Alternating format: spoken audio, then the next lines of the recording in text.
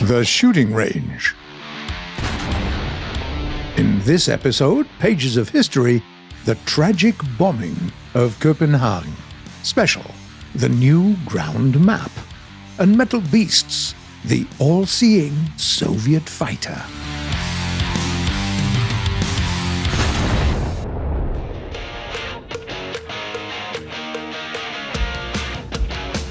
Today's Metal Beasts orchestrate the parade of new vehicles brought by the Red Skies update. And we're happy to introduce the brainchild of the legendary Mikoyan and Gurevich Design Bureau, the third-generation fighter and the second variable sweep plane in War Thunder. Please welcome the MiG-23M, found at the top rank with a battle rating of 11.0. Its propulsion is provided by a turbojet engine with an afterburner. The wing and the fuselage house self-sealing fuel tanks, and the nose hides a radar. Its fixed armament is a twin 23mm autocannon with an ammo pool of 200 rounds. The hardpoints can carry bombs with calibers between 100 and 500 kilograms, rockets, and air-to-air or air-to-surface missiles. Despite its powerful engine that puts out a whopping 10,000 kilograms force, which is actually the highest among all planes in War Thunder at the moment, the MiG-23 still has inferior dynamics and climb rate compared to its predecessor due to increased mass. Its maximum speed is still awesome. Of course, this machine can exceed 1,400 kph near the ground. Beware of wing flutter, though, since this engine can be too powerful for these wings. Another flaw is the subpar maneuverability. Even at the minimum sweep angle, the plane can quickly lose speed and become an easy target. Now, what do you get as compensation? The hardpoints and the auxiliary equipment.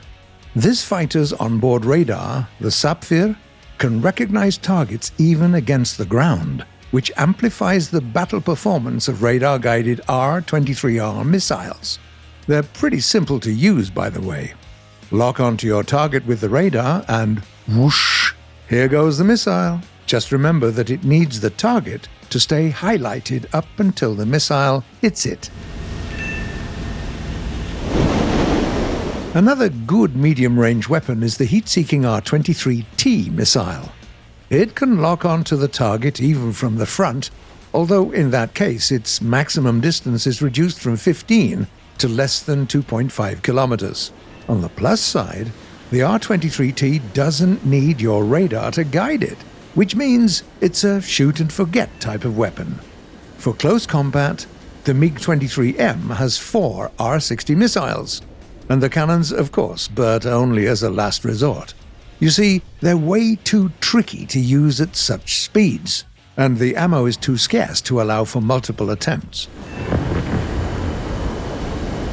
Now, how does it perform in mixed battles? You can employ the Ha-23M missiles against enemy anti-air vehicles, and if there are none left on the battlefield, take a look at the set of 4 S-24 rockets. With a ballistic computer showing you where the rockets will land, you will be able to make them count and send an enemy tank back home with each one.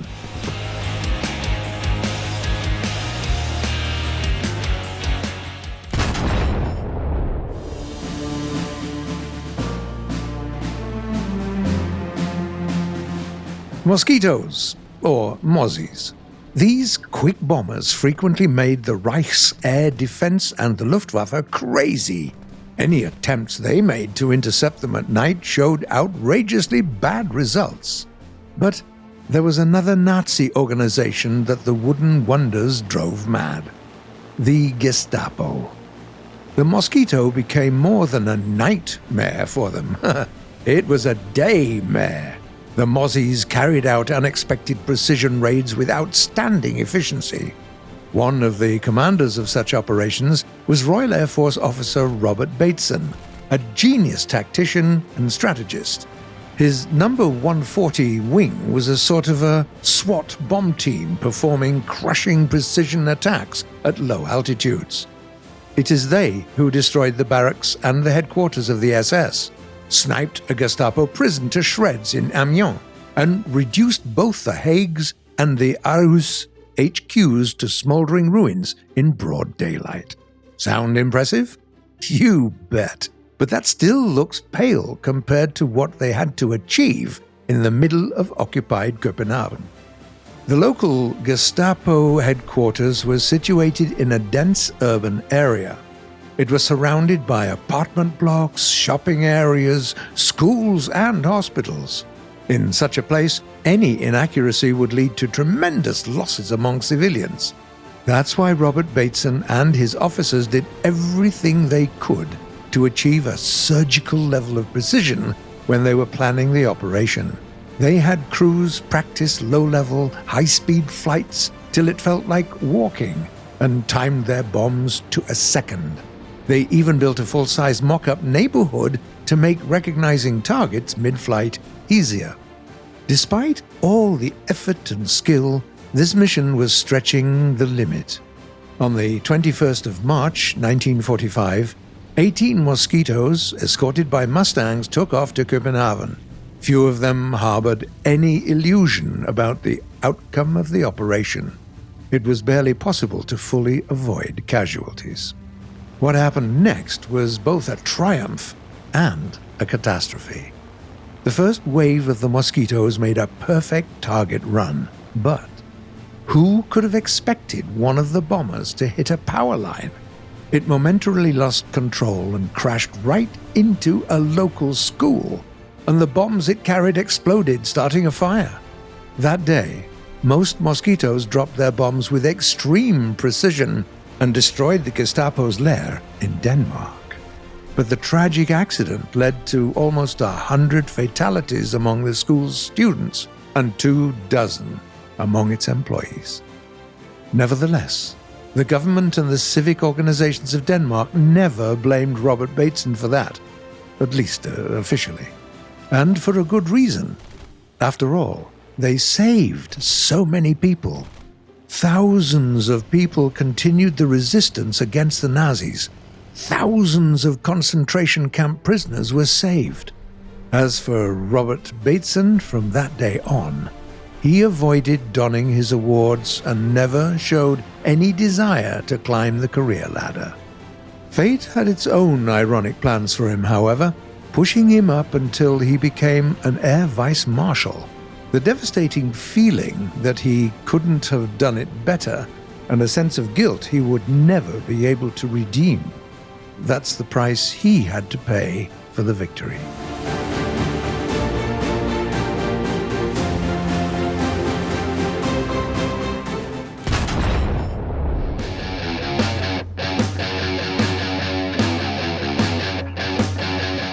The Red Skies update brings a new location for tankers to benchmark their skill in the hot, sandy environment. Please welcome the Red Desert. The next few minutes will introduce you to its main features in terms of tactics, and provide a nice view, too. The first thing that catches your eye is this map's size. Its area is around 10 square kilometers. Still, if you want to make a long-distance shot, you might need to climb a hill in most cases. This map is full of sand dunes, rocks, and boulders that make it easier to hide or move close to capture points unnoticed. Let's check out the western part of the map. Here, among harsh, tall rocks, we see Point A. The rocks are situated in such a way that the capture area is reminiscent of the Colosseum arena. The difference is that instead of the stands, we have large natural ramps around that lure you into making an impressive jump. Because if you stay there, the only thing you can do is enjoy the view. You see, even the best depression angles won't be enough to attack the tanks below. Further west, on the map's border, we find a plateau. It gives you a quick and mostly safe route to the enemy's rear, unless the enemy is just as cunning as you are and uses it too. Anyway, this is one of the most important areas around Point A, and you definitely need to keep an eye on it. The second strategic point is situated right in the center of the map in a small village on the river's bank. The hottest battles will take place elsewhere, however, among the rocks to the west of the village. Each of the teams has a nice balcony east of the point that provides a great view on approaches to the capture area, which means the only way to capture Point B safely is to first destroy the enemy on the other side. For flanking, you get the riverbed, whose lush bushes hide your vehicle well, both from tanks sitting high and aircraft flying higher. The last point, C, is found in the canyon in the eastern part of the map. The river has dried up here, which makes it easy for tracked vehicles to navigate it. While the banks are so tall, it's impossible for anyone up there to fire at the targets below. If you're there, the only thing you can do is watch for enemy movement and cover your allies. The landscape is pretty sophisticated, so most battles will happen at close range. If that's what you want, you'll love the quick and hot skirmishes in this area. Good luck discovering the nooks and crannies of this new map. Feel free to share any useful positions you find here. Meanwhile, we'll answer some of the questions you ask us in the comments.